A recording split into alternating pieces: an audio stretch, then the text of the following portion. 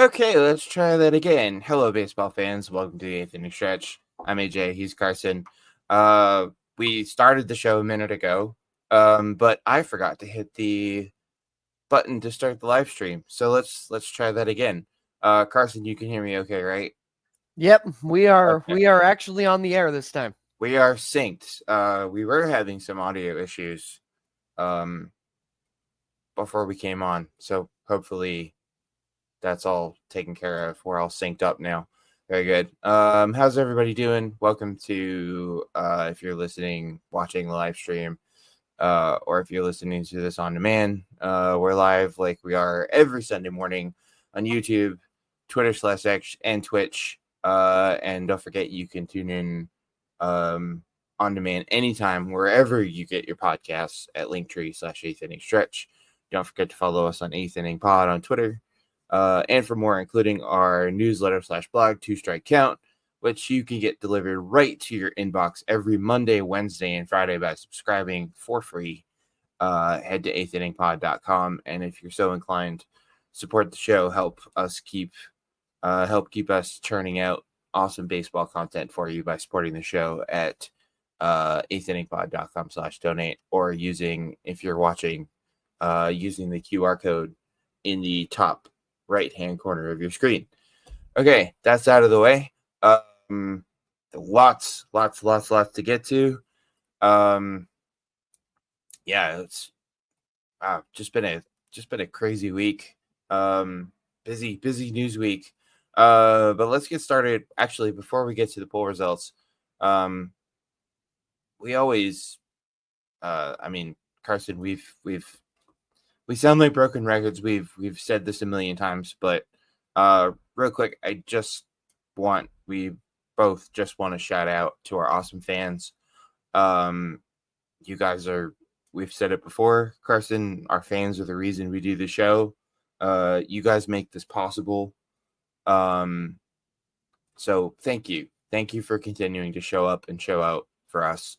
Honestly, your support for the show, for Two Strike Count, you guys are subscribing to Two Strike Count in mind-blowing numbers. All of you who signed up and are playing our first ever home run derby game, and basically everything we do, your guys' support for everything we do is off the charts. So thank you.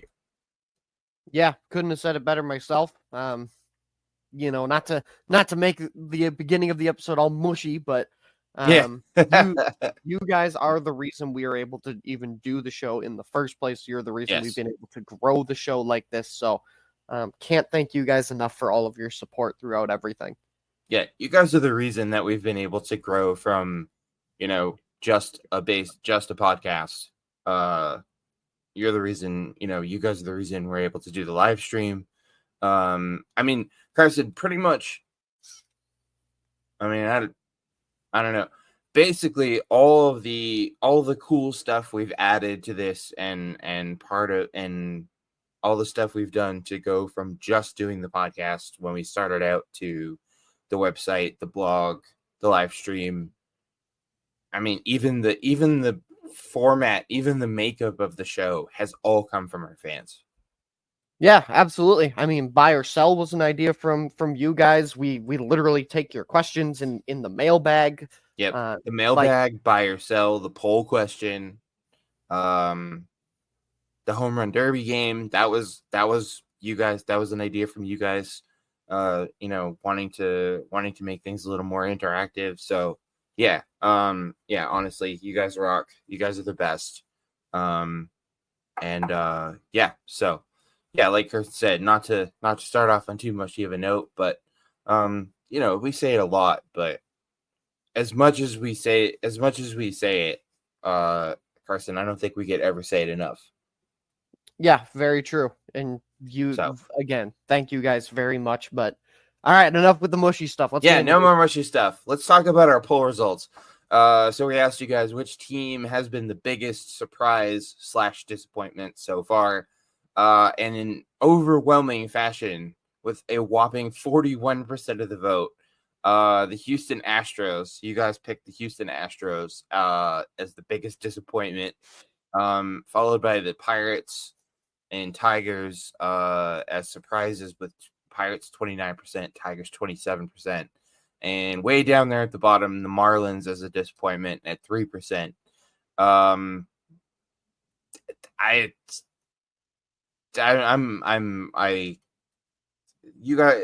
These poll results never fail to surprise me, Kristen, but 41% for the Astros. Damn, talk about an indictment of the Houston Astros.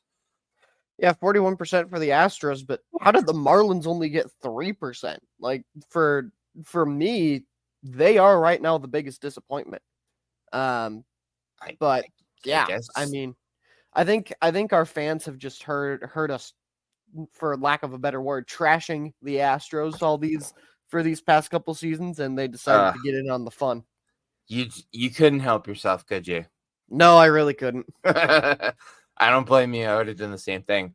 I guess people didn't have very high expectations for the Marlins. Yeah, apparently not. But I don't know. 3%. Come on, 3% guys. Is very surprising. Yeah, come on, guys. That Marlins team is. I mean, I know they're the Marlins. I know they play in. They're sort of I wouldn't say under the radar team like Miami's. They're not what you'd call a small market team, I guess, but that Marlins team is loaded with talent, and I know they've had their injury issues. Sandy Alcantara is out for the year, but man, 3%. All right. I mean, I guess you guys, you do you. But the Astros, wow, 41%. I mean, yeah. I mean, I agree with. I don't necessarily agree with how many votes the Astros got, but I agree that the Astros are the biggest disappointment so far. I mean, that's fair to say, I think. Considering the quote-unquote success with a huge, giant asterisk. But, I mean, all joking aside, the run the Astros have been on for seemingly the last, 5-6 years? I mean, they're 5-11. They're last place. Ladies and gentlemen, the Houston Astros at this moment are lower in the ALS standings than the Oakland A's. Yeah, that's crazy. Like, just take a moment to let that sink in. Yeah, let that sink in for a minute. Yeah, 5-11. Yeah, things are not going well there in Houston. I don't know, man. I know it's early, and I know, it's a marathon, it's not a sprint, yada yada, all that stuff. But I don't know, man. I maybe this is wishful thinking on my part, but I feel like the Astros aren't the Astros that we've known the last 5 or 6 years, and I think this is the beginning of the end of their reign of terror. Yeah, it could be so. We got a lot of season left to play, but we do. Yes. Yeah. So relax, Astros fans. I'm not saying they're done, but it's only April. But it just, I don't know. Everything that can go wrong is going wrong. Some would call that karma. Pirates 29%, Tigers 27%. Pirates and Tigers kind of close. I don't know, maybe it's just me, but I'm not really all that surprised by either one of these teams. Yeah, I mean, I feel like we've been singing the praises of the Pirates, and I've been singing the praises of the Tigers. I know you don't, because they're a division rival of your Twins, but I'm not all that surprised that the Pirates and Tigers have started the way they have. I still have bad memories of like those mid-2010 Tigers teams with Justin Verlander and Max Scherzer. Oh man, those teams were stacked. Those teams were stacked, and this Tigers team is scary. Tariq Skubal made the entire Twins lineup look like they were swinging with bats that had a hole in them. which, I mean, that's He's nothing new considering this season, but we'll get to the Twins later. But yeah, Scooble is nasty. Yeah, Scooble's got some nasty stuff. And we talked about, last time about him being in the Cy Young conversation, and I still think that's a thing. But yeah, I mean, the Tigers off to a good start. The Pirates, obviously, I mean, the Pirates are, off to a 10-5 start. But Carson, the big question about both of these teams, well, maybe not so much about the Tigers. I'm fairly confident that the Tigers will be able to keep this going. The big question is, this is the second year in a row that we've seen the Pirates get off to a hot start. The big question is, can they keep it going? Obviously we don't know yet, but that's the question the Pirates have to answer. yeah, absolutely. That's a question they're gonna have to answer for themselves and for all the fans out there. Yeah, so that's obviously something we'll be keeping an eye on all season. I mean, I have no rooting interest in the Pirates whatsoever, but man, I don't know, after all they've had some it's been a long time since the Pirates have been good, and really good and competitive. So, and I feel like Pirates fans, you guys deserve it. Because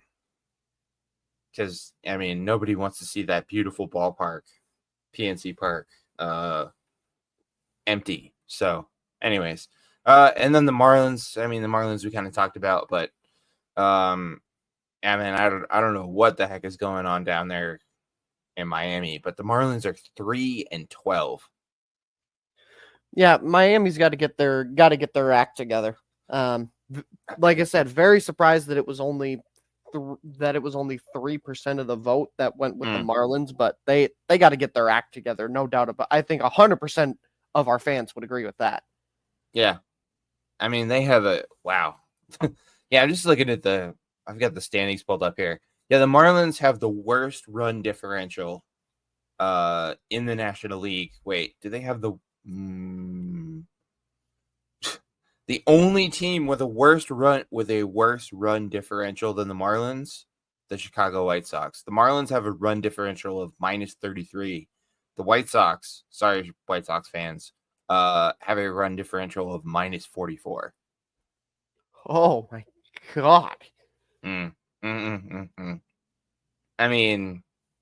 It's not like any of us expected anything out of the White Sox anyways. God, no. But, yeah, the Marlins, I don't know what the heck is going on down there. But, yeah, they're 3-12. Hopefully they can get things figured out. But, yeah. So that's the poll results. Then we've got, I mentioned at the top of the show, it's been just a crazy week news-wise. So we've just got some real quick headlines here for you guys. Obviously the big one, Carson, Spencer Strider, the Braves ace, out for the season. Yeah, big news. Out of the ATL, big, huge. That news. is massive for this Braves team, who, again, we talked about at the beginning of the season, have World Series expectations. They've only got, granted, again, a lot of season left to play. They're hanging onto a 1-game lead right now in the NL East. The Phillies are only a game back. It feels like the tides may be shifting in the NL East, and if I'm Philadelphia, AJ, I'm saying we got a shot to go get this thing. Like, let's go. This is our year. Yeah. Obviously the Braves have, a ridiculous amount of talent.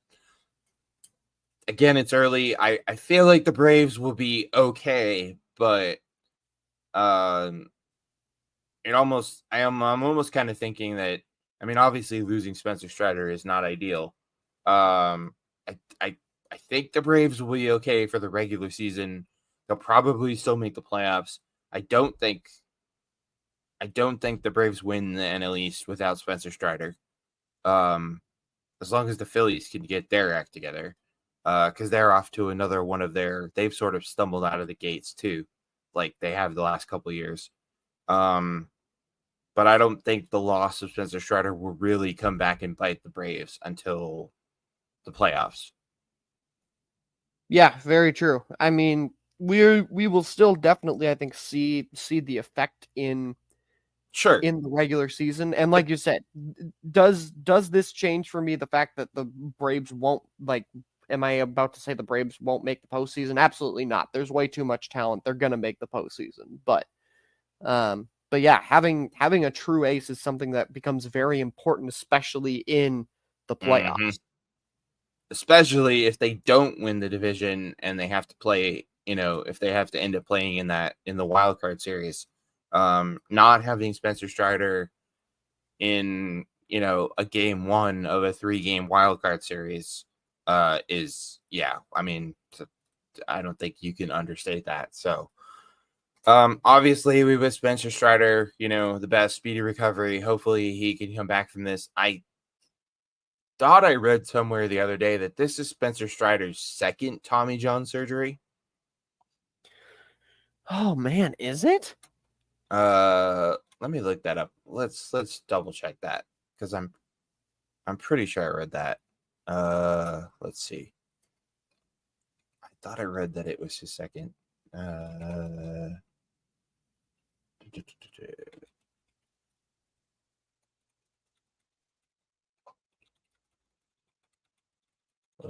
Real-time research for you guys. Yeah, Strider had Tommy John surgery in 2019. While he was still in college at Clemson. Wow. Yeah, ladies and gentlemen, I mean, coming back from one Tommy John surgery is tough. Coming back from a second Tommy John surgery, I mean, I obviously, we hope he does. We hope he's okay. We hope he's able to come back next year. But Carson, a lot of times we see it all the time with Tommy John surgery. Even if players do come back from it, they're never the same. Exactly. Yeah, it's so. Oh boy. Yeah, that just sucks, man. These pitcher injuries, this freaking thing is out of control. Yeah, and yes, we will be talking more about that later. Yeah, so Spencer Strider out for the season. Shohei Ohtani, who has been in the news a lot for not the right reasons, for a bad reason. Shohei Ohtani finally gets a little positive press, Carson. He has tied Hideki Matsui for the most home runs by a Japanese-born player in MLB with 175. Yeah, obviously a very impressive accomplishment, and wonder how much money Ippei Mizuhara put on that. Oh, man. He's going for it this morning, ladies and gentlemen. Honestly, my first reaction to this was Hideki Matsui only had 175 career homers. That's also pretty crazy. Like, what? I was like, I'm sorry, what? I mean, he did play. I mean, he played 10 years almost in MLB. Of course, he had a 10-year career in NPB. In the NPB for the Yomiuri Giants before he came to the came stateside and played for the Yankees. And yeah, Hideki Matsui, MLB statistics, 282 batting average, 175 home runs and 760 RBIs. I mean, 175 home runs is nothing to sneeze at, but I thought he had more. Yeah, that's wow. All right. Yeah, I found that really surprising. But anyways, nice to see Shohei Ohtani in the news for, see him get some positive press for once because he hasn't gotten much of that lately. But I mean, being in the same sentence as Hideki Matsui, that's pretty good company. I mean, dude was a 2-time All-Star, a World Series champ, a World Series MVP. Not to mention, his I mean, this list of accomplishments when he played from his NPB days is ridiculous. 9-time All-Star, 3-time Japan Series champion, 3-time Central League MVP, Japan Series MVP, 8-time Best 9 award, and I'm going to butcher this, I'm so sorry, the Matsutaro Shariki Award, which is presented to a person, a manager, or player who greatly contributed to the development of professional baseball, named after Matsutaro Shariki, who is the longtime owner of the Yomiuri Giants. So that's pretty cool. The Yomiuri Shim. I'm not even going to try to pronounce. He was a longtime owner of a newspaper. Longtime owner of one of the 5 major newspapers in Japan.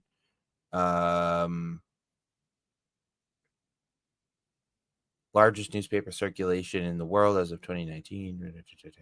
So why is this baseball award? Oh, because I get it.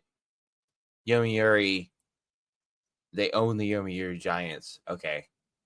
Yeah, see, the weird thing about NPB is big with the corporate sponsorships. So the Yomiuri isn't a place. For those of you who don't know, Yomiuri is the name of the company that owns the team. The Yomiuri Giants play in Tokyo. Anyways, there's your NPB Japan lesson for the day. There we go. No, but yeah, Shohei Ohtani tying Hideki Matsui for the most home runs by a Japanese-born player in MLB is quite impressive. Obviously, this next one is going to be painful for my Twins fan co-host and all his fellow Twins fans. But Carlos Correa to the 10-day IL, I believe, with an oblique strain. Yep. You know, everything else has gone wrong this season so far. Why not just add another player to the IL? Why not? We've already got 10-day. We've already got 5 of them already over there. It was the 10-day IL though, right? I did read that right. It was the 10 days. So okay. I mean, we're at least okay there. Thank God it was only the 10-day, but so there's still a little optimism there. There is still a little bit of optimism, but it ain't much. Yeah, I mean, obviously, and I mean, at least it came out that it's an intercostal strain, so that's, I don't know medically how that's different from an oblique strain, but I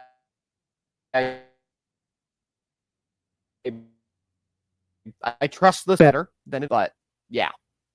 Coast Korea, mild right intercostal strain. You know what? I'm curious.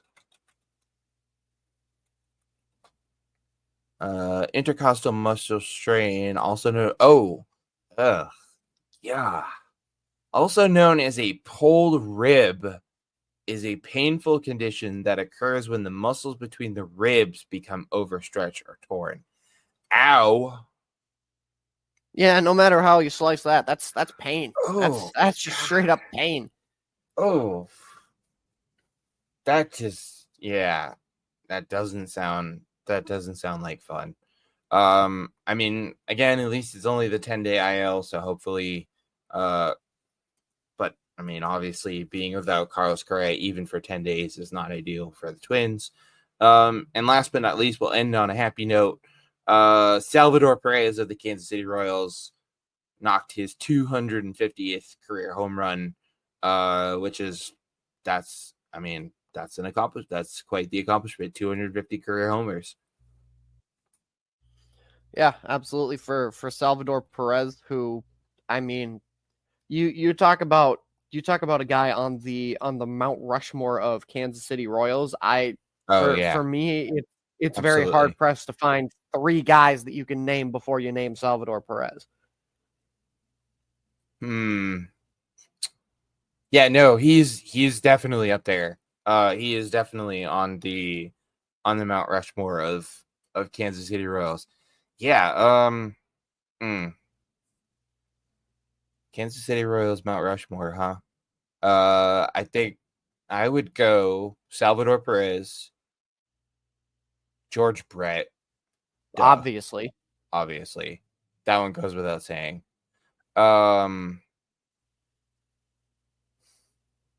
Danny Tartable, maybe. And I think you also have to put. I think you've got to put. That is tough. Yeah, George Brett, Salvador Perez. Yeah, man, that's tough. I mean, the Royals are, Brett Saberhagen, I think, maybe. Yeah, I'd put Saberhagen on there. I Maybe would say like Frank White, maybe. Yeah, Mike Sweeney, that's another one. I'm looking at the season, like the single season records, for the Royals. Wow. You guys will never guess who holds the single season record for most runs scored for the Kansas City Royals. Never guess in a million years. Is it a member of the World Series team from like 2014? It is not. Oh, then I have no idea. It happened in the year 2000, and some dude named Johnny Damon. Wow. Yeah. Raise your hand if you forgot Johnny Damon played for the Kansas City Royals, because I sure did. Yeah, me too. Started his career with the Royals 1995. Wow. Started his career with the Royals. I mean, obviously everyone remembers him for his, the playing for the Oakland A's. And then of course his run with the Red Sox and then the Yankees. But Johnny Damon holds so there's a little fun little nugget of trivia for you. All right. Ohtani-gate. This thing just keeps getting weirder. So the latest is that Ohtani's former interpreter Ippei Mizuhara has been charged with federal bank fraud charges. The feds say he stole $16 million from Ohtani's bank account, spent it with the illegal sports book, the bookie. Man, this number will blow your mind, everybody. So Mizuhara allegedly placed $180 million in bets, and lost $40 million. So he owed the bookie $140 million. My God, this sounds like a mafia movie. Like, yeah, it kind of does actually. This is insane. Yeah, that's a lot of money. That's a lot of money to spend. I mean, I think the two words that come to mind are gambling addiction. Yeah. What's the hotline? 1-800-GAMBLE or something like that? Is that what it is? Yeah, the one that they're always call that, please. Yeah. I mean, obviously that's a lot of money, and clearly Ippei Mizuhara is not good at picking winners. I mean, he picked one winner and attached himself to him. Yeah. Yes, he did. Yeah. So, Mizuhara has not. It was first reported that he was going to plead guilty. He was negotiating a plea deal. But ultimately did not enter a plea. He's out on bond, which I'll get to that in a second because wow. And his arraignment is set for May 9th. I'm sorry. They let this dude out on bond? Really? Flight risk? Anybody? Yeah, no kidding. This is and I mean it wasn't necessarily a, you know, it was the bond itself was $25,000. That's not a lot So of money. it's not a lot of money in the grand scheme of things, but yeah, Yeah. I mean there were conditions though on his bond that he couldn't Yes. contact Shohei Ohtani. He can't Right. leave. He can't leave like the Central District of California. He'll be required to undergo a gambler's addiction program. So there are clauses with that bond, and I'm glad that as part of that clause he's going to get help because, you know, at the end of the day, as wild and scummy of a story as this is, like gambling addiction is a very serious thing, folks, and clearly Ipe Mizuhara suffers from it. Yeah. No, gambling addiction is no joke. Yeah, and if all this is true, I mean, and we're still obviously there's still information coming, and we still, you know, MLB's own investigation of this whole thing is still ongoing. But as of right now, it sounds like that Ipe Mizuhara, I mean, yeah, he's clearly suffering from gambling addiction, which is a very real thing. And is no joke. It sounds, at least at the moment, Carson, like Ipe Mizuhara did really just get in over his head with this bookmaker and unfortunately took the money from Shohei Ohtani. It sounds, at least at the moment, like Shohei Ohtani is going to be off the hook for this, and he wasn't involved in anything shady, which is obviously a good thing. Yeah, obviously. The one thing that keeps coming back to me is Shohei, buddy, you didn't notice that $16 million was missing? Like, yeah, how?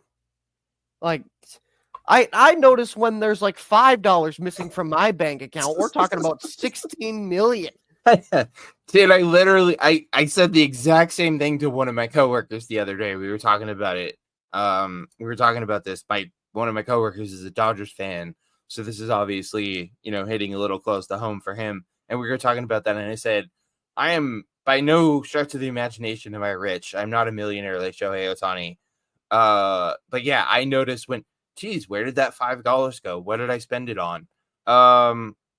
Apparently, and I don't know how much truth there is to this, but apparently Ipe Mizuhara was the one who set up this bank account for Shohei Ohtani. And got and like it sounds, what is it? What did they say? Altered the settings on Ohtani's bank accounts so Ohtani would not be aware of the transactions. That's even wilder. How long was he planning to do this? And also, how did Shohei Ohtani not notice that the settings on his bank account were altered? Yeah, because I feel like most companies, depending on where you bank, are going to tell you like, hey, like somebody has altered something in your bank account. Yeah. Yep, they do. Every financial institution that I've ever dealt with does that. Yeah, that's I'm glad you brought this up, because this is my only sort of sticking point. This is where I'm getting hung up on this thing. I'm going, okay, it sounds like this dude did take the money without Shohei's knowledge to pay off his gambling debts because he got in over his head with a bookie and didn't want to get his legs broken. But this is my one sticking point where I'm going, this is where I'm getting hung up with this thing, Carson, because I'm going, okay, it sounds like Shohei Ohtani, you know, like the dude really did steal the money, but how did Shohei Ohtani not know this was going on? Yeah, it's. I'm sure that there are still going to be more parts and chapters. Oh yeah, written of this book. Which, by the way, if there are any authors out there listening, can we please get a book about this, because I will buy 10 copies. A book? How about a movie? Even better. Why not? Why not both? Why not both? Both, sure. Yeah. Why limit ourselves to one form of media? Right. But yeah, insane. Yeah, that's my one, because I think all of us as baseball fans want to go, we want to exonerate Shohei Ohtani and be like, okay, he wasn't involved in anything shady. But that's my one sticking point with this thing. Yeah, so Mizuhara is out on bail. He's said to be arraigned May 9th, which means it sounds like for now, at least, we're looking at a trial, which that's going to be a freaking 3-ring circus. And MLB has its own investigation going on, so we're obviously waiting to find out what comes out of that. But Carson, I think we're all hoping, except for some of the idiots I've seen on social media who are seemingly cheering, hoping that they're rooting against Shohei Ohtani, which I don't know how you can do that, but I've seen some idiots rooting.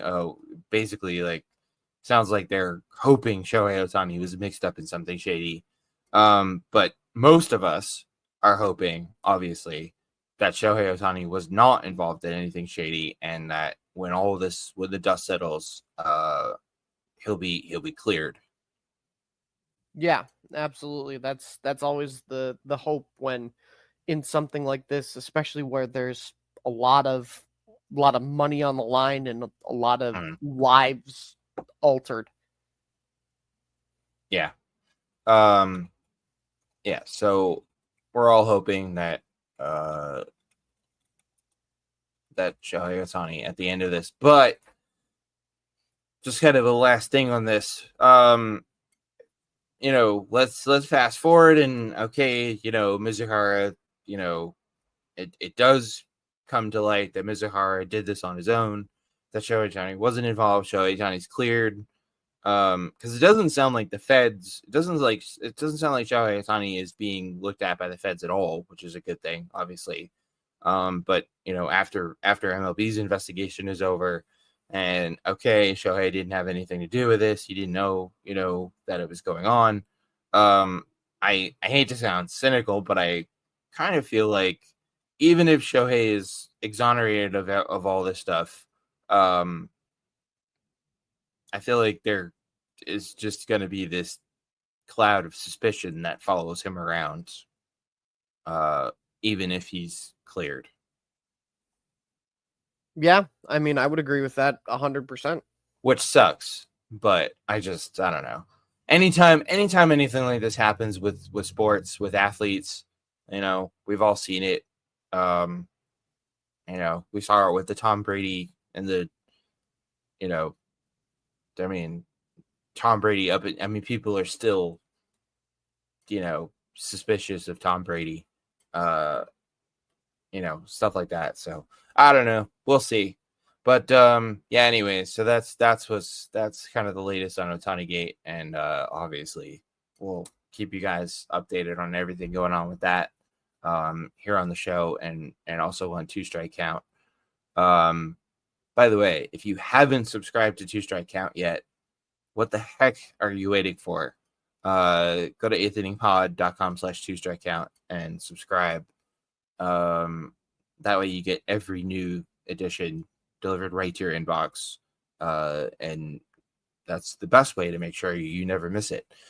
Yeah, so shifting gears a little bit, Jordan Montgomery. Carson, did I feel like we talked about for weeks and weeks? We talked about the Boras 4, Scott Boras's sort of marquee clients, Matt Chapman, Cody Bellinger, Blake Snell, and Jordan Montgomery,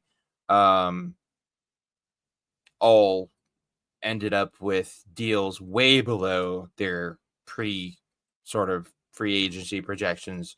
Jordan Montgomery might have been, I don't know if he was the worst of them all, but Jordan Montgomery got himself a $25 million 1-year deal with the Arizona Diamondbacks on March 28th, which, in case you're keeping score at home, that was opening day.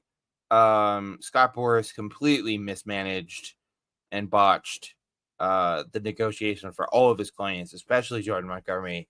And in a striking a blow for all of us, Carson, Jordan Montgomery has now kicked Scott Boras to the curb.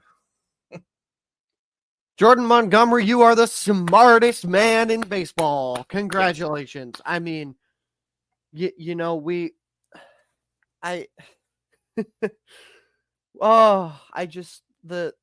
you guys can't see me, but I am smiling ear to ear over here because I have prayed on this moment and it happened. The downfall of Scott Boras is finally happening.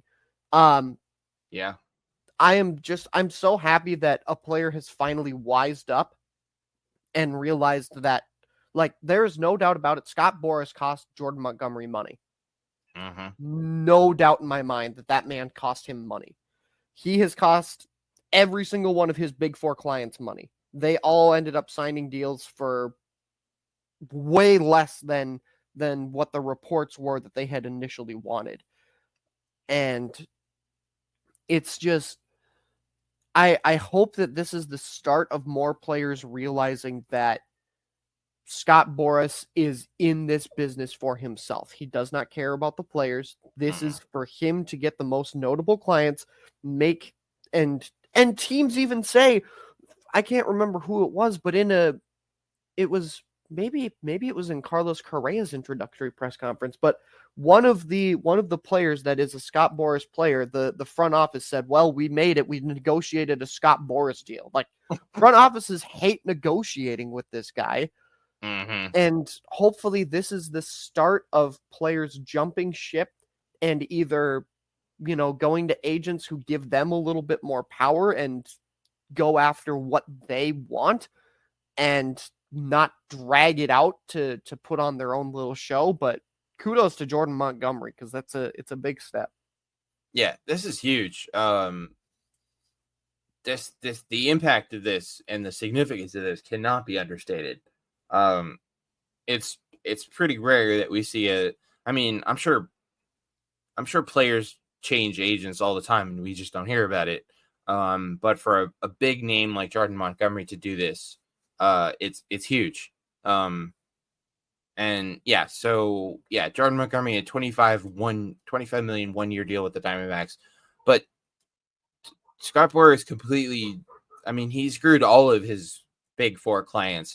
Cody Bellinger got an $80 million 3-year deal with the Cubs, re-signing with the Cubs. Matt Chapman, $54 million 3 years, 3 years, $54 million with the Giants.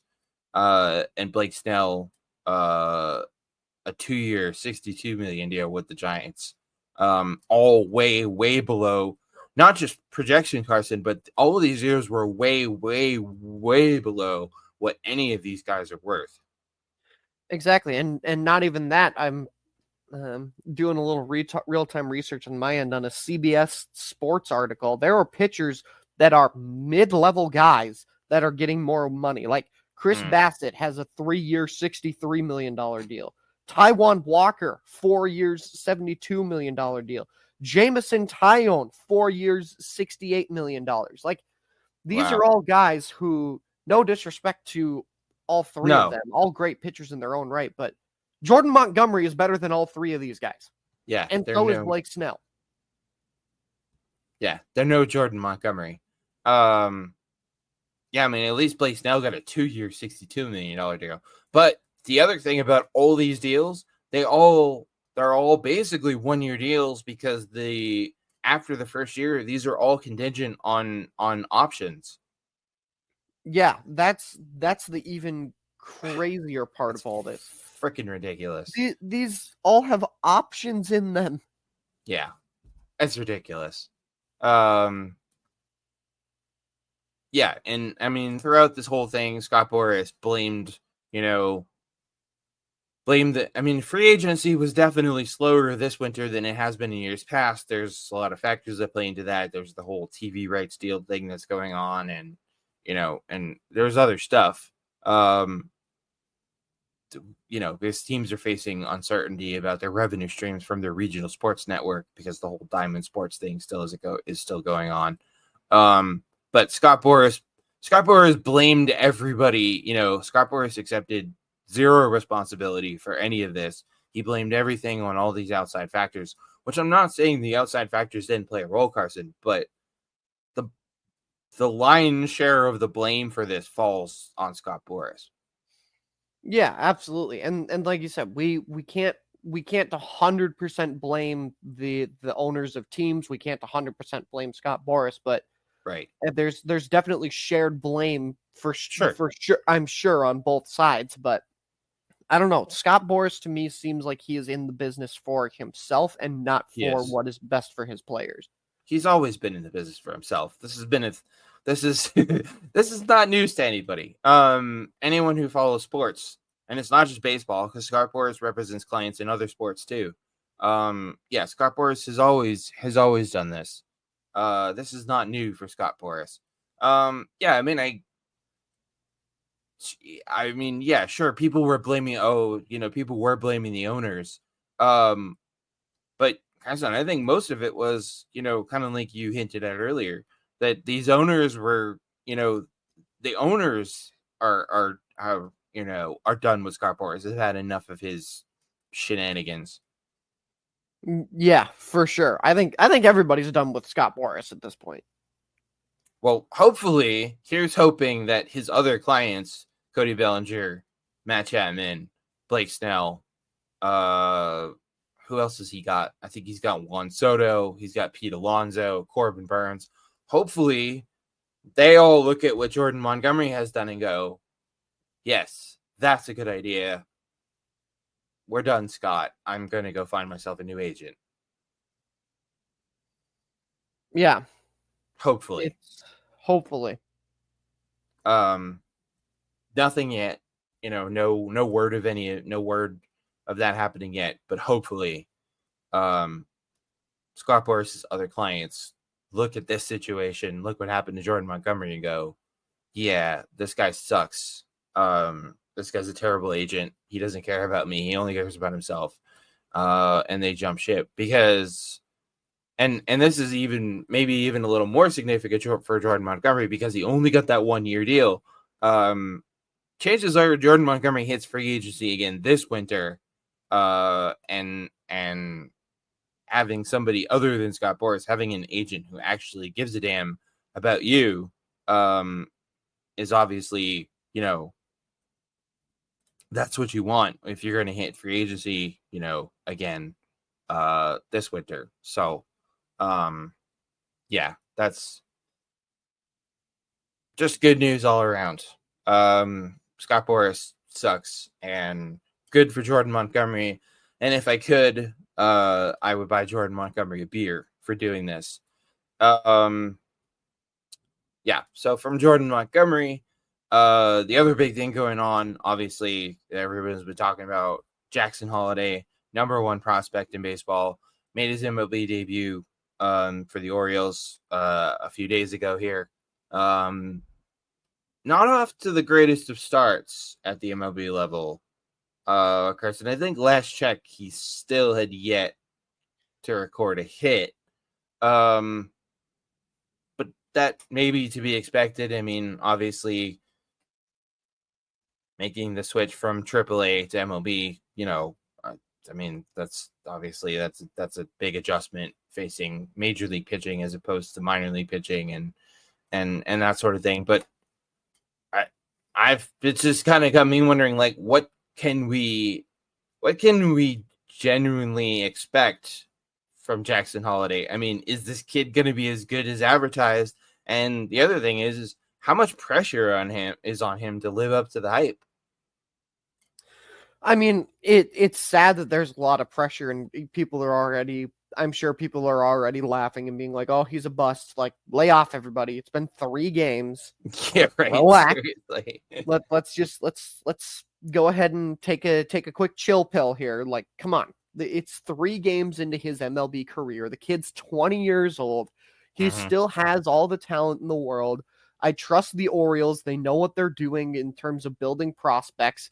Like, they have some of the best young players in the game in Adley Rutschman, Gunnar Henderson, Colton Cowser, by the way, who has seemingly come out of nowhere My God, has he been on fire this season? So I very much trust that the Orioles know what they're doing with Jackson Holliday, and it's going to take time for him to adjust. The kid is 20 years old.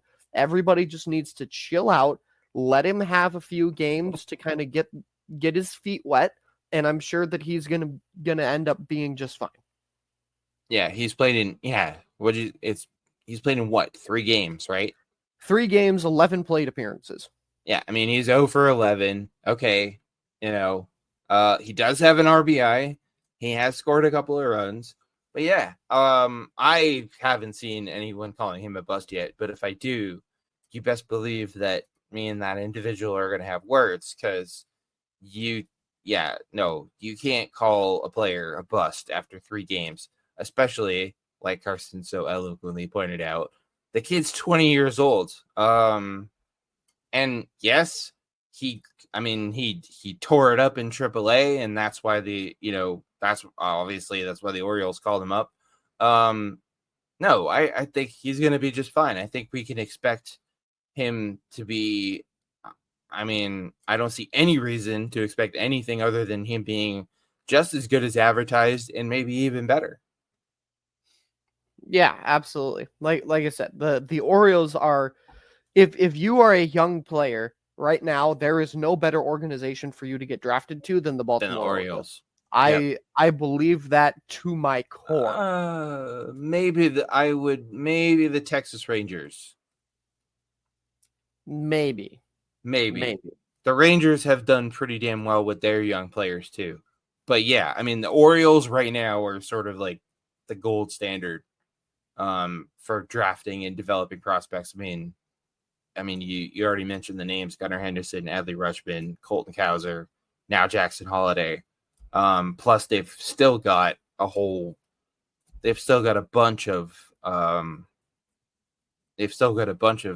highly touted prospects still waiting in the wings down in AAA. So, yeah, the future is extremely bright for the Orioles. No, I think Jackson Holliday is going to be just fine. I mean, if we're if we're sitting at the All-Star break, or maybe even further than that, maybe even the end of the season, if we get to the end of this season, if we get to, well, I don't know. What do you think? I think at the All-Star break is a good time to sort of reevaluate. If we're sitting at the All-Star break and Jackson Holliday is still struggling, maybe the Orioles look at him and go, okay, he needs a little more time to, he needs a little more time in the oven. Let's send it back down to AAA. Yeah, I mean, I think that's fair to kind of reassess at the All-Star break, but just everybody who's freaking out, just relax. Take a deep breath. Yeah. Go enjoy some fresh air. It's a beautiful day here in Minnesota. Like, yeah. Go out, smell some roses, and relax. Well, I mean, that's just the nature of the media and people that, and the sports media. The sports media overreacts to every tiny little thing. And as far as the, I mean, because that's, not to get off on the thing or whatever, but ladies and gentlemen, this is what we get because we live in the era of a 24-hour news cycle. We get overreactions to everything. Looking at you, World War III trending on Twitter right now. No, seriously though, that's what we get. Because we live in the information age. But as far as pressure, how much pressure is on Jackson Holliday to live up to the hype? Carson, I don't think there's any pressure on this kid at all. Because it's not like he's been called up to an Orioles team that's he's not been called up to an Orioles team that's struggling. He's been called up to a really freaking good team. I don't think there's any pressure on him at all. I agree to some degree. Boy, try saying that 5 times fast. Agreed to some degree. But I agree in a sense. Yes, he has been called up to a good team. I sense a but coming here. There is, but however, whatever word you want to use, there is still an immense amount. There's an immense amount of pressure on you being the number one prospect. Plain and simple. Fair. You know, when you are ranked as the number one guy, you are the best. That's how it works for anything. If you are number one, you are the best. So being the number one prospect, even in the minor leagues, you had a lot of eyes on you. Now that you've been called up to the major leagues, there's even more eyes on you. I mean, the amount of tweets that I saw from not just the initial announcement of the Orioles, but the amount of reporters and other MLB accounts that I follow on the social media artists previously known as Twitter that tweeted out this news was insane. So I think there's absolutely pressure in that sense to live up to the number one prospect moniker in a sense. Yeah, which is I've never been a fan of all the pressure put on, you know, high on top prospects or number one overall picks. I mean, look how many times we've seen it happen with number one overall picks in the NFL, you know, with quarterbacks. I mean, that's different, obviously. MLB prospects take time to develop. We don't see instantaneous results. You know, a guy drafted number one overall in MLB could play in. I mean, Jackson Holliday, he spent 2 full seasons in the minors and part of a third, you know, the beginning of this third season. So, yeah, no, I agree with you about there being pressure on him from that sense. I guess when I think of pressure on Jackson Holliday, I'm thinking more in terms of, okay, there's obviously pressure on him as the number one prospect, but he's not being pressured to carry this Orioles team. Like, they're not expecting him to come up and be the guy in that Orioles lineup because they've got plenty of talent surrounding him. That's true. Yeah, that's a good and point. I think that's a good thing. I think you'd much rather, as a prospect, I think you would much rather be in a situation like that where you've been called up to the, you know, it doesn't matter what sport it is. You've been, well, not really NFL, I guess, because the NFL doesn't have a, you know, minor league system. But, you know, like in hockey or in baseball, you know, what was the point I was making? Yeah, I think as a prospect, you would much rather be in Jackson Holliday shoes where you're being called up and being like, okay, here you go, you know, but they're not putting pressure on him. He's not expected to come up and be the guy in that Orioles lineup because they have so much talent already. I think it's a good low pressure situation from that perspective. Yeah, I think that's a good point. He doesn't necessarily have to be the top guy right away as if he was getting called up by a trash team like the Nationals or the Yeah, exactly. Right. Or somebody like that. That's a good point. Yeah, you're not being called up in, although on the flip side of that, you could make the argument that there is pressure on him to perform in that sense because expectations are so high for the Orioles. Very true. Yeah. I guess that's kind of a double-edged sword. But in any case, it's, you know, it's obviously it's a good thing for baseball. It's a good thing for Orioles fans. You know, that Jackson Holliday has been called up. Although as Red Sox manager Alex Cora put it, it's great for baseball, Carson. It sucks for the rest of the AL East. Very true. Yes. Yeah.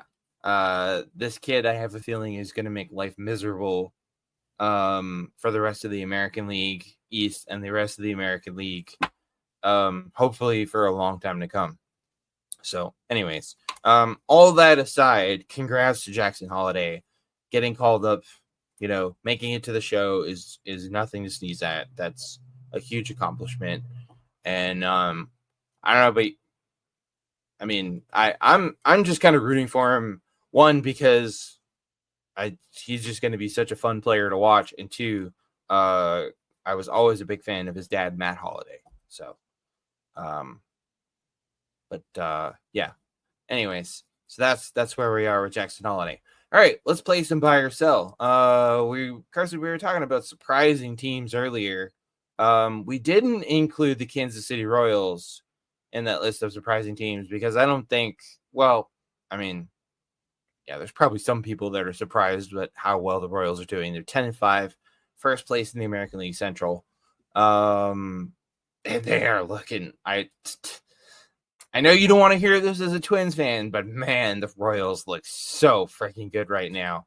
So buy or sell the Kansas City Royals as a legit contender.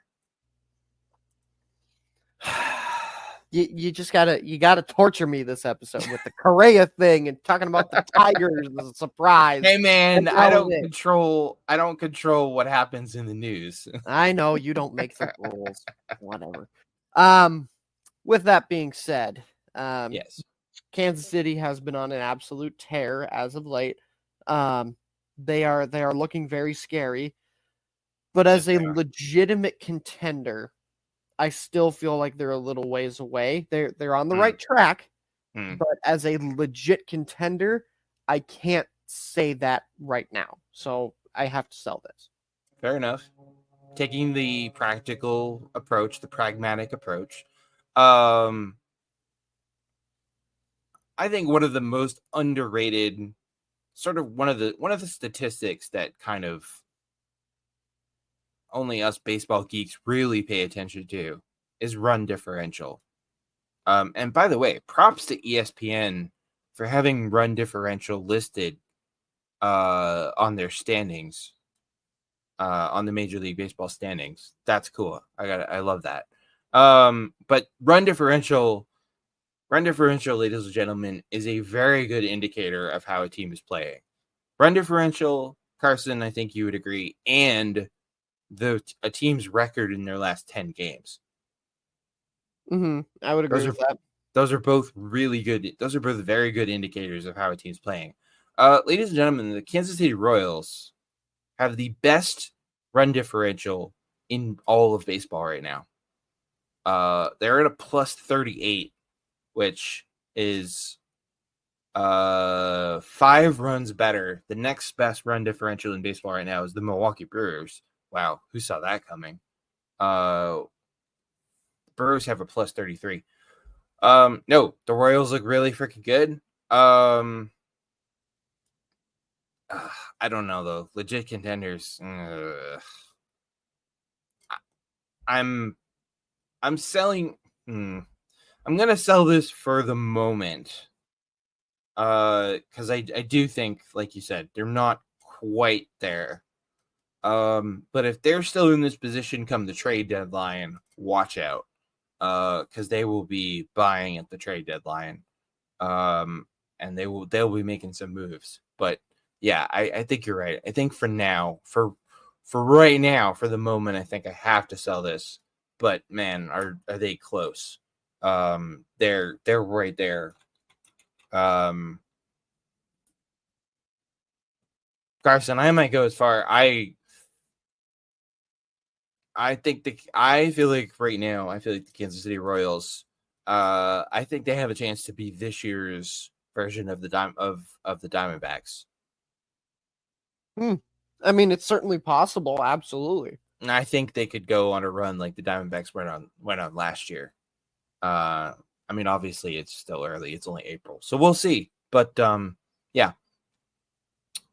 Enjoy it, Royals fans. Talk about a fan base who's been just thirsting for a winning team.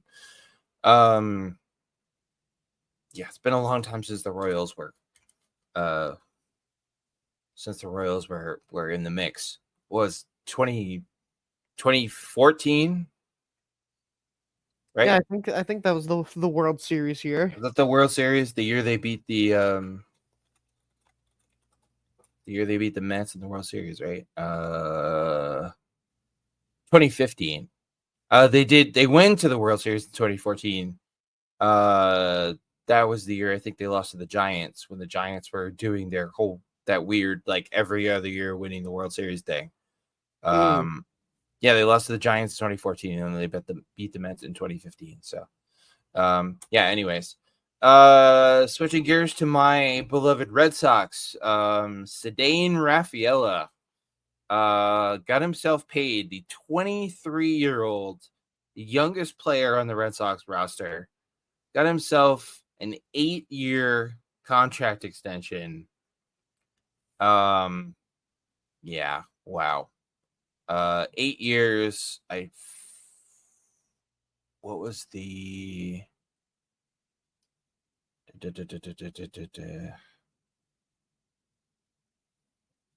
where's the money? I'm looking for the money. 8-year, $50 million contract extension. Yeah. Youngest player on the Red Sox roster. Has only played, let's see, what's he played like? He's only played 39 major league games. I don't know, man. Buy or sell Rafaela's extension with the Red Sox? I mean, for me, this is easy. I'm 100% selling it. He's very granted. He's 23, which is a pro and a con in this contract, but yeah, I just it feels like the Red Sox just kind of said, "Oh, we have a guy who can play in the outfield and is young. Quick, sign him to a massive extension." Like, whoa. Hold your horses here, and horses hold your breath. But that just seems like a lot of money for a guy who is very unproven at the major league level. 28 games last year, 15 this year. Granted, he's right now hitting 186 with an OPS of 547 and on base percentage of 245. So I gotta sell this. I think it's just too early, too much term, and too much money for somebody who is still very unproven at the major league level. Yeah. Yeah, I'm selling this, and it's not so much the money, 50 million is nothing to sneeze at, but let's be honest, the Red Sox can afford it, although you would never know it by the way they did not spend this winter, John Henry. But I mean, the money is 50 million. That's nothing to sneeze at. But Carson, the thing that concerns me, and I'm selling this by the way, because you are playing by yourself. It's the years that concern me. 8 years. That's a long commitment to a player who's only 23. He's the youngest player on your roster. He's only played 40 games in the major leagues. Yeah. 8 years is a long commitment to a player this young. Yeah, it's a lot. No doubt about I mean, on the upside of this is a nice this is a nice change of pace for the Red Sox, who in recent history have failed to hold on to their young stars. Mookie Betts, who they traded a year after he won the AL MVP and led them to a World Series title. And then obviously, what was it, last winter, Xander Bogaerts left as a free agent. I like that the Red Sox are trying to reverse this trend that they've been in of not hanging on to their young stars. They signed Rafi Devers to an 11-year, $330-something million deal. And they locked up Brian Bayo to a $55 million deal for 6 years. But that being said, Devers and Bayo are both what's the word I'm looking for? Devers and Bayo are proven quantities. We don't know. They have no idea what they're going to get out of Rafaela. Yeah, very true. Very, very true. So, yeah, I'm selling this. I like the idea. I like where they're going by locking up their young core. Again, that's a nice change of pace, but maybe let's pump the brakes a little bit and not, I would feel better with more of like, give him like a 2 or 3 year extension and then see how things go. 8 years. That's a long commitment. But I don't know. We'll see. Hopefully I'll be wrong. So we were talking earlier about Jackson Holliday being called up. Obviously one of the top prospects. He's been called up to the Orioles. So that kind of leaves us the question of, okay, basically, who's next? Who's the next top prospect that's going to get the call to the show? So Carson, buy or sell that the Pirates' Paul Skenes will be the next top prospect called up. Shut up and take my money. He absolutely is getting called up at some point this season. He will absolutely be the next one by 100%. Wow.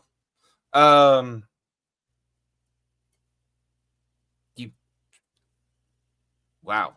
I sort of expected you to buy. I didn't think you'd be that bullish on Paul. I mean, Paul Skenes is Paul Skenes, but no, I'm actually going to sell this.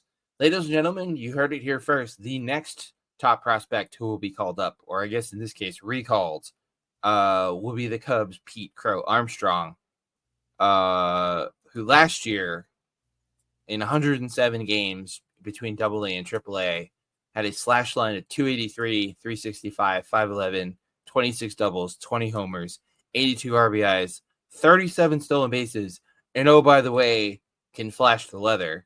I think we see the Cubs recall Pete Crow Armstrong before we see Paul Skenes. And I only say that because, man, I don't know. I don't know how you feel about this, where you come down on this question, but I've always sort of felt like it's not easy for anyone. It's not easy for any player to go from, to make their way through the minors and get called up to, to the bigs. But I've always sort of felt like it was a little bit easier for position players to do it than for pitchers. Yeah, I would agree with that. I think position players have an easier transition and an easier path to the major leagues. We use the term easier very loosely here. Oh, absolutely. 100%. Yeah. We both agree that hitting a baseball is probably the most difficult thing to do in sports, but yeah, it's really tough for pitchers. It's hard for position players. It's even tougher for pitchers. And I do think we'll see Paul Skenes will get called up this year. I don't think there's any doubt about that. I just don't know if he's the next one to go. I think how soon we see Paul Skenes called up will depend on how things go for the Pirates. Because things are going pretty well right now, and what's that old saying? If it ain't broke, don't fix it. But we'll see. Either way, I don't know about you, man, but I can't wait to see Paul Skenes throw from on the big league mound. Yeah, absolutely crazy. That kid's got crazy, filthy stuff. And last but not least, so the last couple seasons, the Philadelphia Phillies, the Toronto Blue Jays, they both had really talented teams. Neither one of them have been able to get it done in October. The Blue Jays haven't been able to get out of the wild card round. The Phillies lost the NLCS last year in 7 games to the Diamondbacks. The year before that, they lost the World Series. So Carson, buy or sell that the Blue Jays are under more pressure than the Phillies to win this season? This is a toughie because I don't necessarily believe that the Blue Jays as a whole are under more pressure, but I believe that John Schneider is under a tremendous amount of pressure. I believe that this could be his last year in Toronto. Oof. You heard it here first, ladies and gentlemen. Yeah, I believe this could be his last year in Toronto. So oof. I hesitantly sell here. Very, very hesitantly sell, because I don't truly believe that the Blue Jays team is under more pressure, but I believe that John Schneider's seat right now is scorching hot. So you don't think Rob Thompson is not Phillies manager Rob Thompson not on the hot seat? You don't think? I think his seat's still pretty. It's warm. It's got a little bit of it's about as warm as the heated seats in my car. It's a little bit warm, but it's still overall pretty cold. It's not as toasty as John. Yeah, no, I think John Schneider has the hottest hot seat of any manager in baseball right now. Yeah, no, I think John Schneider is on an incredibly short leash from the Blue Jays. I don't know. This is tough. I don't know, man. I feel like there's I feel like the Blue Jays are kind of a weird situation. One, they're the only team in Canada. Two, the Blue Jays are kind of a weird. The Blue Jays benefit from playing in Toronto because everyone in Toronto, I mean, what's the first thing that comes to mind when you think of sports in Toronto? Maple Leafs. Exactly. Everyone in Toronto is so fixated on the Maple Leafs. Not that they don't love their Blue Jays. Trust me, having been to several Blue Jays games in Toronto, Blue Jays fans love their Blue Jays. But they're fanatical about their Maple Leafs. And I think because of that, the Blue Jays always sort of I wouldn't say get a pass, but the Blue Jays aren't under as much scrutiny as the Maple Leafs. The whole not having won the Stanley Cup since 1967 thing. At least the Blue Jays have won a World Series. Yeah. But as far as a whole, as a unit, no, I think I've got to sell this. I think the Phillies are under more pressure. Simply because of they play in Philly. And Philly fans, Carson, or shall we say, very passionate about their teams. Yeah, that might be the understatement of the century. I mean, Philly might. I mean, everybody talks about New York and LA and Boston. Boston's as far as tough, the toughest, most demanding markets, the toughest markets to play in. Philly might be the toughest market because Philly fans, man, Philly fans don't mess around. And Philly fans are notorious for not having a lot of patience when it comes to the team. But I don't know. But this is so tough though, because man, the Blue Jays have been such good teams the last couple of years. But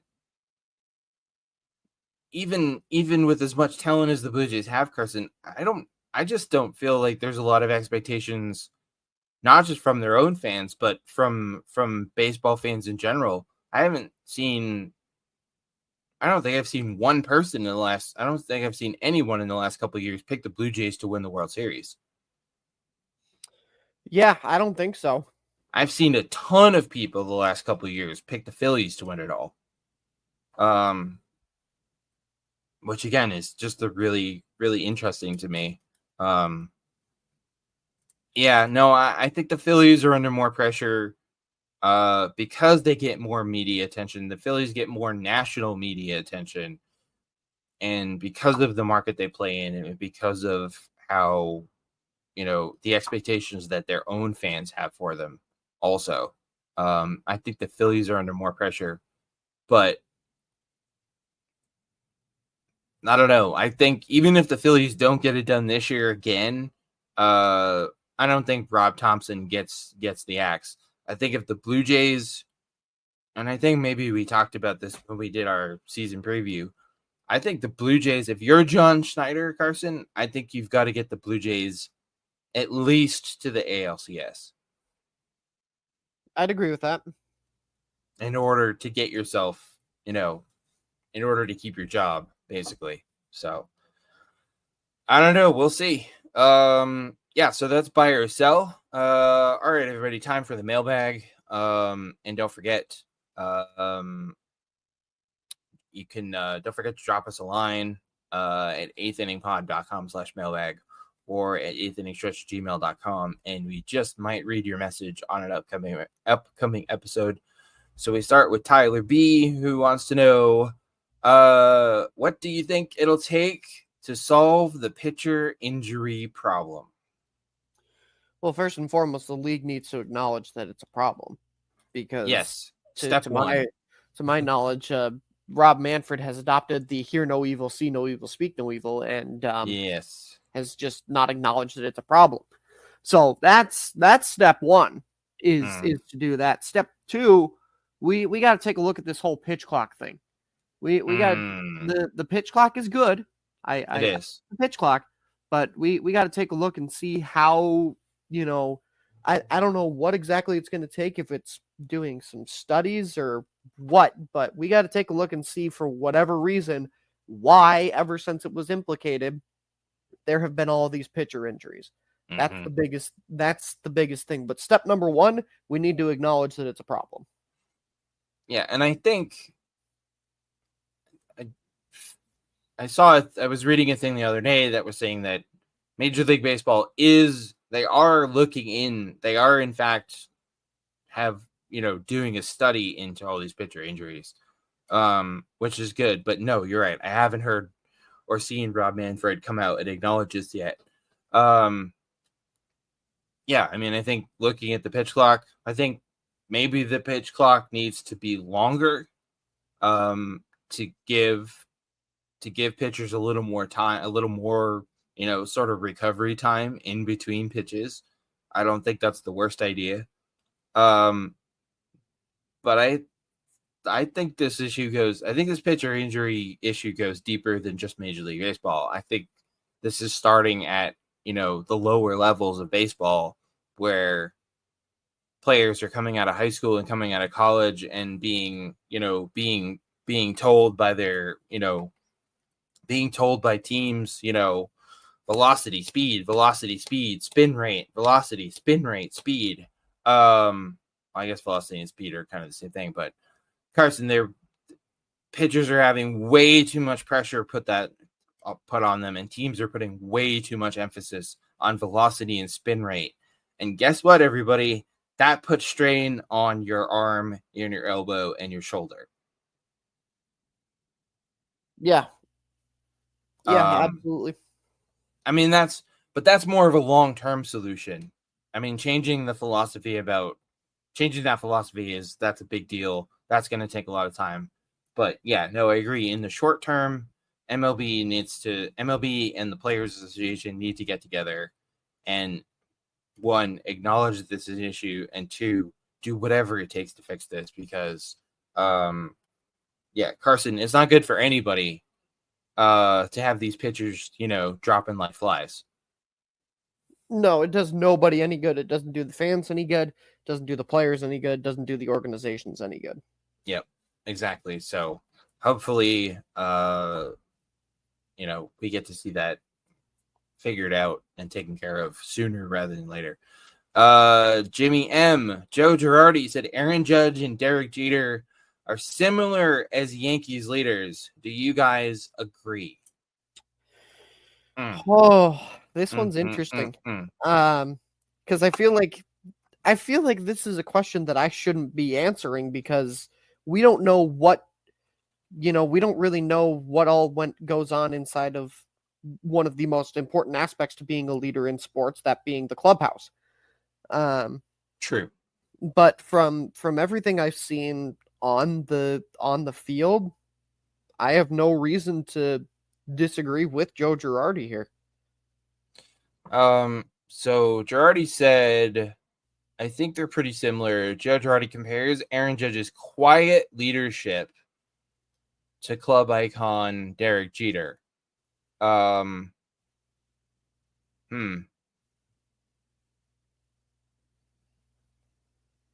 Yeah, I mean, I think in terms of Girardi recently joined former NASCAR legend Kevin Harvick on his Harvey Happy Hour podcast. So this is a quote from Girardi. They're kind of quiet leaders in a sense where they're going to talk to players individually. They're never going to embarrass players. They're always going to act like their big brother. Again, I mean, I'm assuming Joe Girardi has an inside line to the Yankees clubhouse because, none of us know this.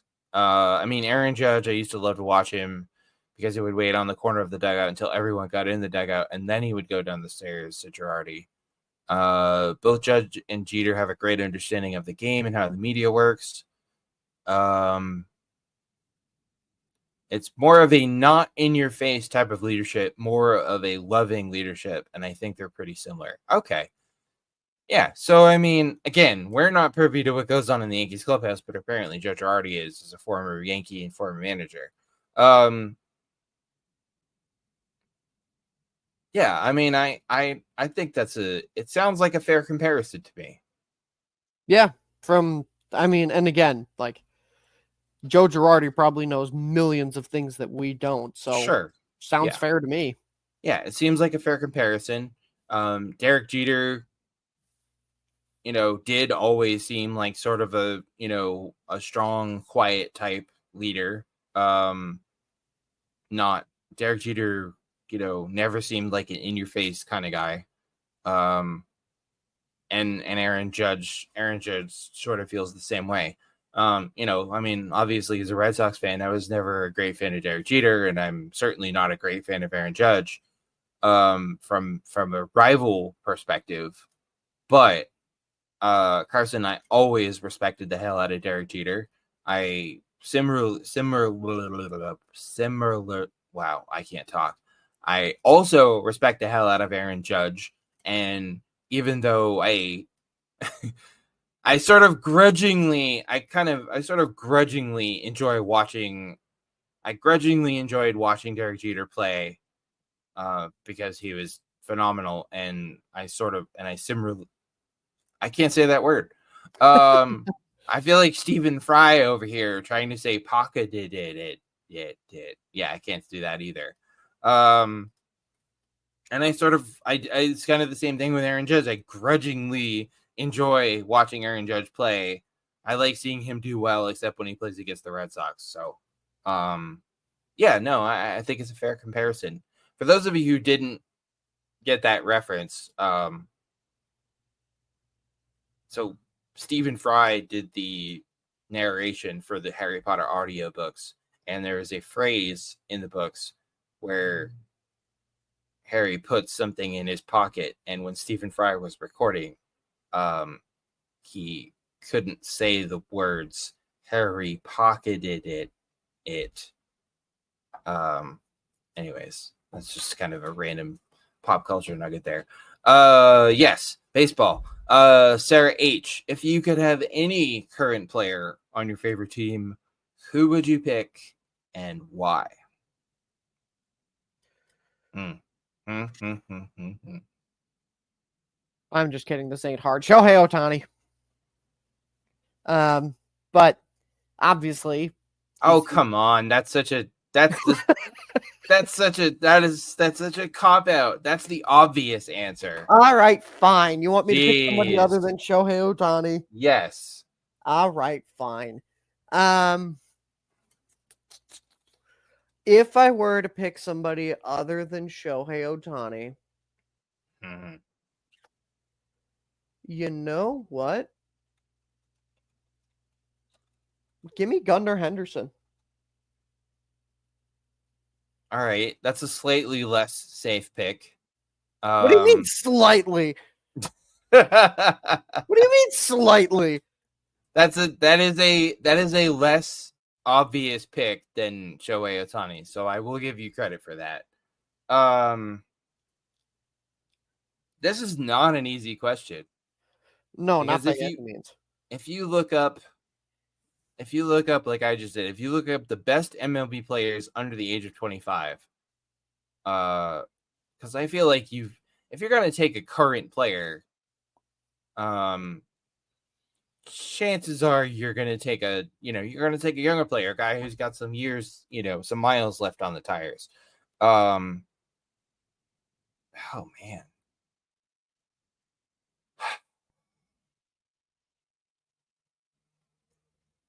I mean, if I weren't a Red Sox fan, I would say Brian Bayo, but we've already got him. So, or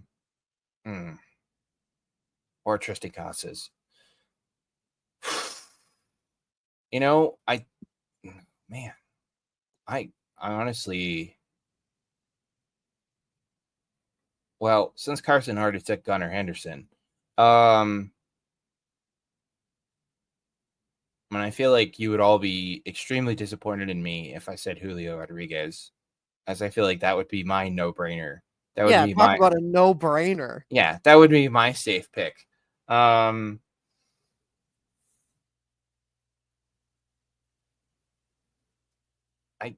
think I've got to go. You know what? I think I would take Bobby Witt Jr. Ooh. Yeah. That's a solid pick. I wouldn't take that contract, but I'd certainly take the No, player. no, not that. No, hell no, I would not take that contract. But I mean, last year, slash line 275, 276, 319, 495, 28 doubles, 11 triples, 30 homers, 96 RBIs, 49 steals. That's a damn good. That is not a bad year. Not a bad year at all. I'll take 30 homers and 96 RBIs. I'll take 30 home runs and 96 RBIs out of my shortstop all day, every day. Especially given the current situation of the Red Sox shortstop. Yeah. No, I would. I would think I would take Bobby Witt Jr. I mean, there are so many to choose from. Yeah, there's almost way too many to choose There are from. so many. We're, ladies and gentlemen, we are in the golden era of young, up-and-coming superstars in Major League Baseball. I've been watching baseball a long time, everybody. I don't ever remember a crop of young talent like this, ever. So enjoy it and stop being so edgy and yeah. Chris L says, where do you guys come down on the automatic ball strike system, aka robo umps? If it stops Angel Hernandez from having an impact in games, I'm all for it. How did I know you were gonna? I knew you were gonna take a swing at Angel. I mean, did you see that clip from him the other day? I did. My God. I did. Yeah, in case you guys missed it, it was the Rangers Astros game. And I forget who the batter was. I think it might have been Wyatt Langford. I think it might have been Langford. I think you're right. But Angel Hernandez called 3 pitches strikes that were at least 6 inches, maybe more, out of the strike zone. Yeah, I mean, I've actually, I have to admit, I didn't know much about the ABS system. So I did some research. I watched a YouTube video. I watched some clips of it being used at the, in the lower levels. Yeah, I mean, anything, not just Angel Hernandez, but anything to get us out of this era of just atrocious calls. For those of you who don't know, the ABS basically works as it's sort of like a challenge system. So the ABS calls the ball. The umpire is still present. The umpire is still there to call balls and strikes and to call plays at the plates and all the stuff they do. But what the ABS does is the ABS tells the ABS lets you know whether a pitch was a ball or strike. And then if the pitcher or the batter or manager, whatever, disagrees with the call, the umpire can refer to the ABS for a definitive answer about whether a pitch was a ball or strike. It's very cool. It's really cool technology. It's being used right now in the minor leagues, and hopefully, now, I mean, I say hopefully we see it in MLB soon, Carson, but I think we'd both agree, work out all the kinks in the minor leagues before we bring this up to the bigs. Yeah, I'd agree with that. Absolutely. Yeah. Get it. Make sure all the kinks, get all the kinks out. Make sure it works. We don't need, Game 7 of the World Series and the ABS to malfunction. Please, no, thank you. That would really suck. But yeah, I mean, I'm all for it. As long as they get the kinks worked out and as long as they make sure it works smoothly and it does what it's supposed to do. And, obviously it'll take some time for players and umpires and coaches and managers and everyone to get used to it. But yeah, I'm all for it. Sign me up. And last but not least, Janelle W. Which one of the Jackson 3? I love this moniker that Jackson Merrill, Jackson Holliday, and Jackson Churio are now being referred to as the Jackson 3. It's awesome. But Carson, Janelle would like to know, which one of the Jackson 3 would you start a team with? For me right now, give me Jackson Merrill. I like it. The thing that I'm, as much as I would like to say Jackson Holliday, I got to base it off of results right now. That's just the way of the game. That's just the way it's played.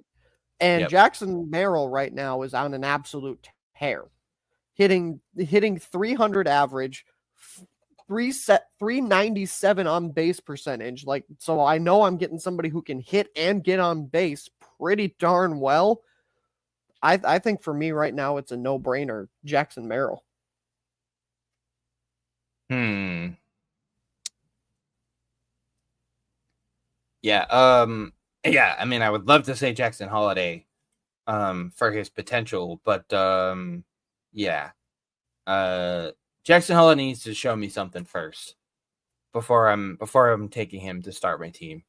Let's see. Jackson Churio, 240 batting average, 9 RBIs, 2 stolen bases, 278 on base percentage through 658 OPS.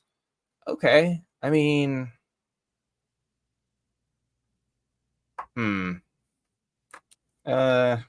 let's see here.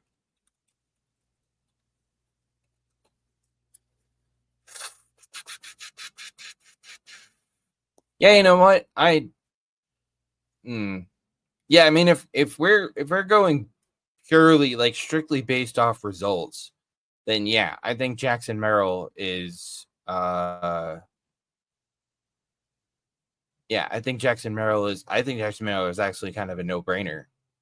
Yeah, 286, 388, 405 first. Yeah, okay. I don't know though. If we're going purely off results, yeah, Jackson Merrill. If we're going by the eye test, man, I mean, Jackson Churio is just so much fun to watch. You know what? I think I'd go Jack. You went results. You went numbers. I'm going eye test, and I'm going, if I want to put butts in the seats, give me Jackson Churio. Yeah, that's fair. I mean, that kid is so much fun to watch. I mean, if all three of these guys, no doubt about it, are going to have fantastic careers at the major league level. Oh, absolutely. Yeah. Yeah, if I'm starting a team from scratch and I want to put butts in the seats, give me Jackson Churio. Because that kid is just so damn much fun to watch. Seriously, folks, if you haven't had a chance to catch a Brewers game yet this year, and see Jackson Churio, do yourself a favor and check it out, because yeah, he's a lot of fun to watch. All right, that's it for the mailbag, everybody. Thanks as always for sending in your messages and your questions. Don't forget you can drop us a line at eighth-inning-pod.com/mailbag or at eighth-inning-stretch@gmail.com, and we just might read your message on an upcoming episode. And something we haven't mentioned in a little while, Carson. Folks, we do actually, well, mostly produce Tasha, if I'm being honest. All your messages get read. Well, most of your messages get read. And if your message didn't get read, you know why. We don't, if you're sending us hate mail and being an idiot, just in general being an idiot, or sending, stuff trashing us or trashing the show or trashing other fans or trashing, or you creeps sending creepy messages to producer Tasha. Yeah, it happens. Those don't get read. Those get blocked and reported as spam.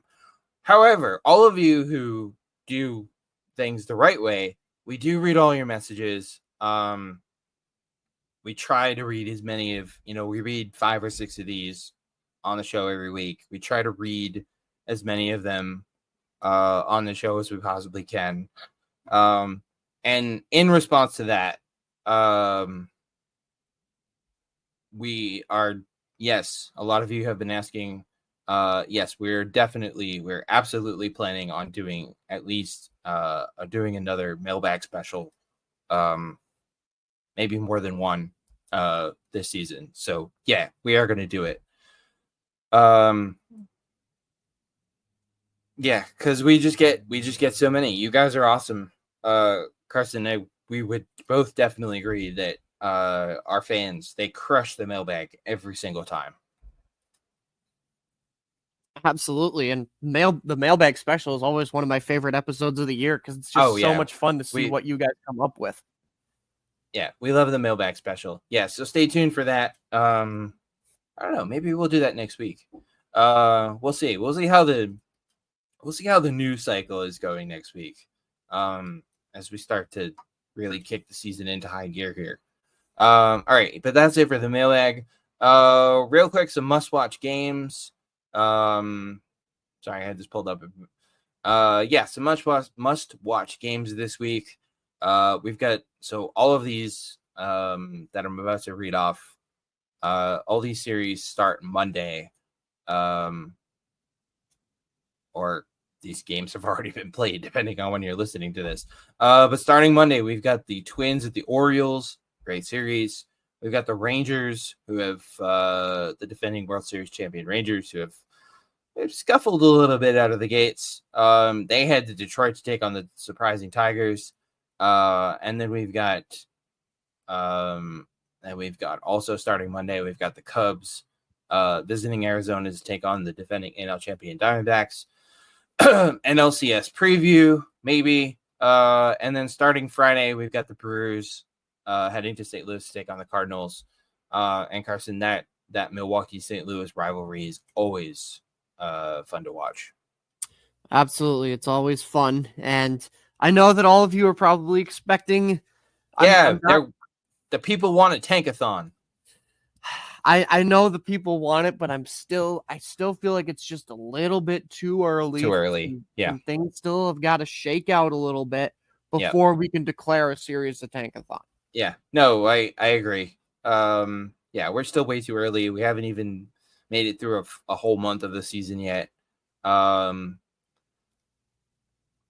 Actually, some of you were asking, like, when do you one of the mailbag questions I did read this week was when do you guys think it's when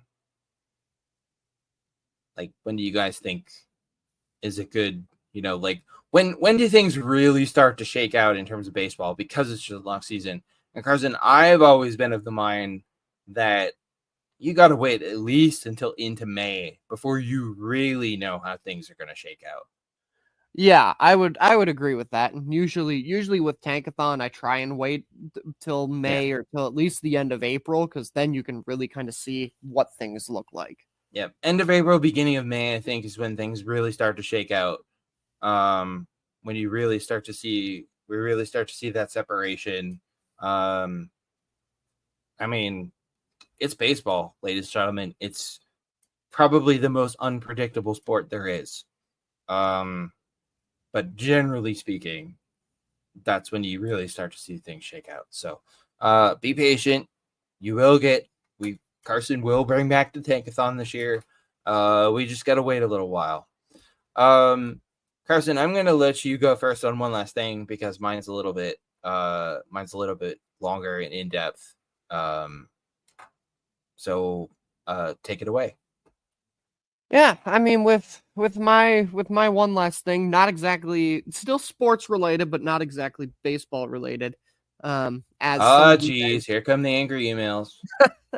It's still sports related, I promise. The angry emails that get deleted. But as some of you may know, I am also a hockey fan, along with being a baseball fan. They have hockey in Minnesota? Yeah, no kidding, right? And some very sad news is kind of coming out of the hockey world, in that it sounds like the Arizona Coyotes relocating to Salt Lake City.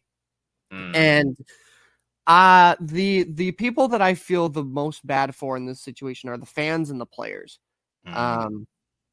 It's, relocation is always an exciting time. It's always an exciting time to see different teams go to different places, markets that want a team. But, the Coyotes have a very complicated legacy, in that there was a lot of turmoil in terms of the ownership, a lot of just kind of shady stuff from a lot of different ownership groups that never really seemed to care about the Coyotes. And it's just sad that business people and money at the end of the day are the things that end up winning out. And the hard part about the Coyotes for me, AJ, is that Gary Bettman tried to save them for all the wrong reasons.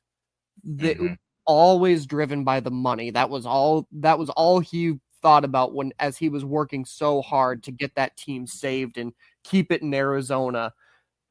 And I feel so horrible for the fans to see this team move. I hope that they get a second chance in terms of getting another team. And Coyotes fans, I genuinely am just so sorry for you. Yeah.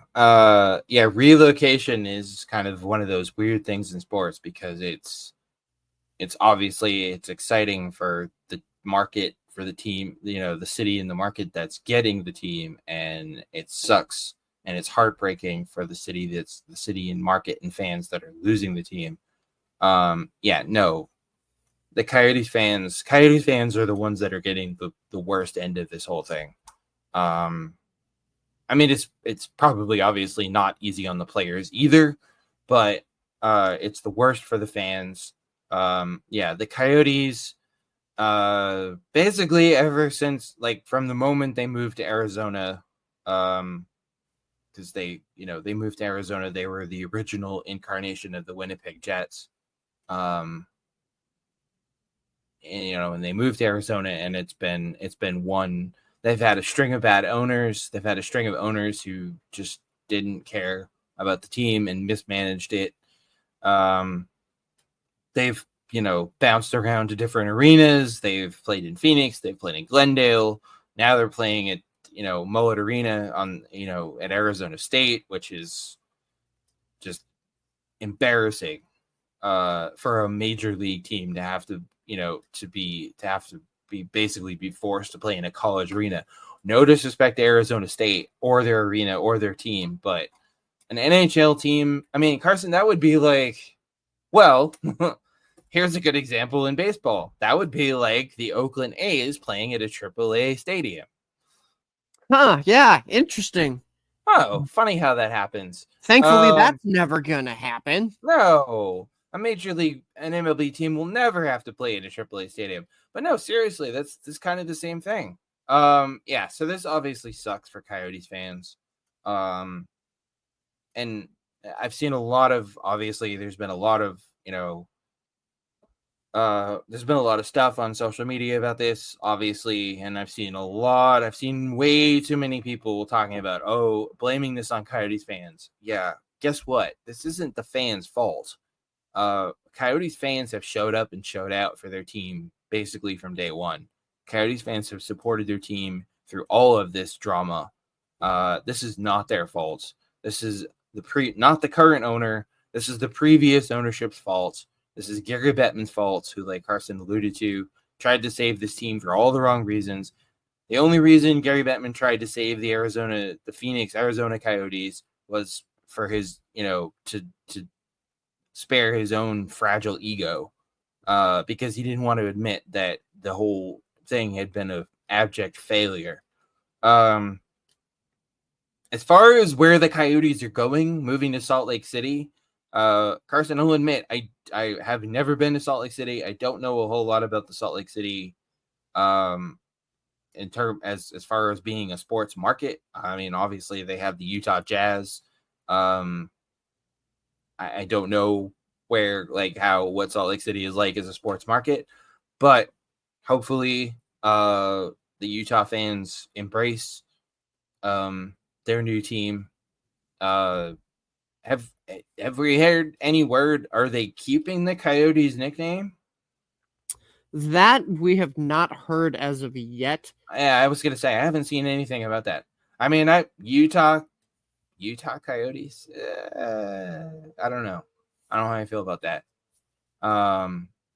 Usually when teams move, they change their name, but we don't know. I guess there hasn't been any word about that yet. So, yeah, no, that's just a really crappy situation all around. It sucks for the fans. It sucks for the fans. It sucks for the players. And Coyotes fans, if you're looking for someone to blame, direct your anger at Gary Bettman. But hey, glass half full, Carson. On the bright side, Arizona and Phoenix fans, they still have their Diamondbacks. They do. That's true. You've still got your nationally champion Diamondbacks, soon to be World Series champion Diamondbacks. Knock on wood. I don't want to jinx anybody. No, I'm glad I sort of debated about talking about the Coyotes thing, so I'm glad you brought that up, because yeah, it's not baseball, but it is still sports, and it's a big deal. It's a big story. So, yeah, my one last thing. I've been sort of trying to mentally prepare myself for this, because it's going to be a little tough to get through. Depending on when you're listening to this, if you're streaming, if you're on the live stream, it's Sunday, April 14th. Tomorrow, April 15th, is Patriots Day, in Boston. And, for those of you who don't know, Patriots Day is a big, huge, colossal deal, in Boston and the state of Massachusetts, and also in the state of Maine, which, by the way, in case you're rusty on your American history, Maine was originally part of the Massachusetts colony. That's why they celebrate Patriots Day in Maine. There's a fun fact for you. But no, Patriots Day is a big, huge, colossal deal. Businesses are closed, schools are closed.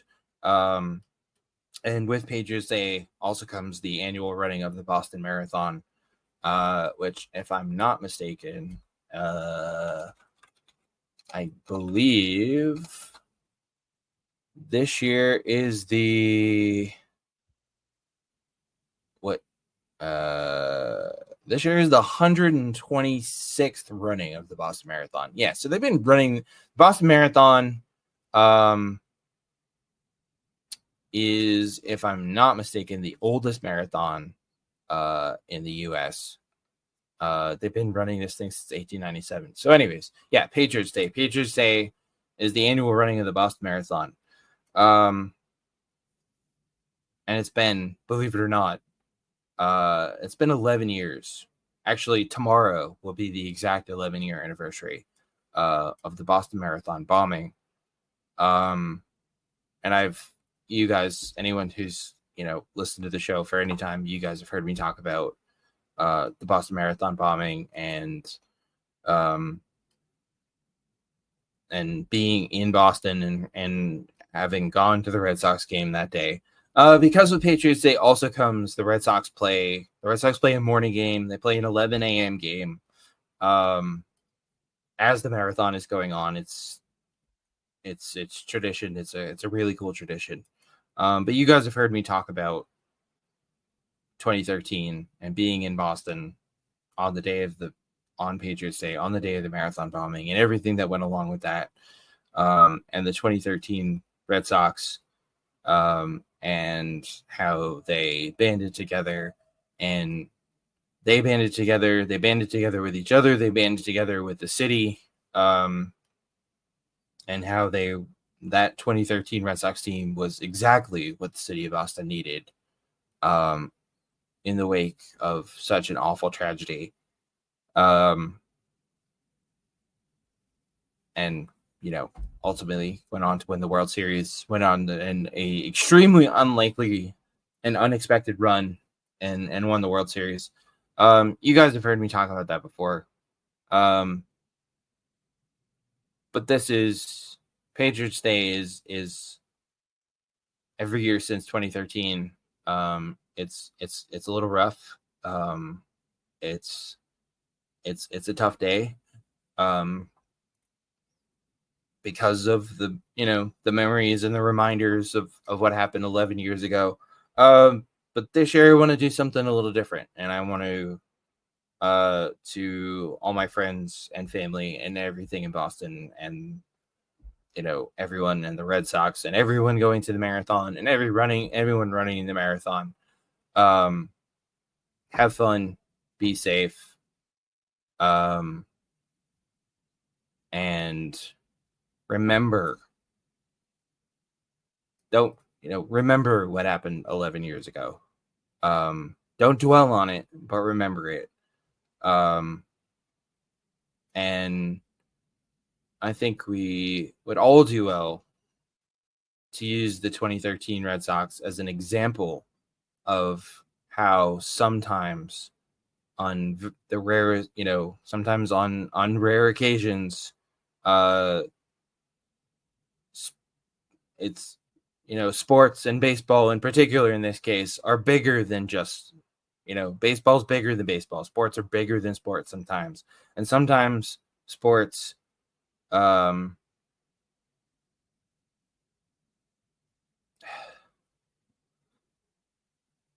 sometimes sports are bigger than sports, and sometimes something as simple as a baseball team winning a game is exactly what we need to get us through, get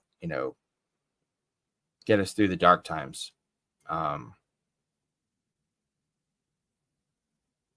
Yeah.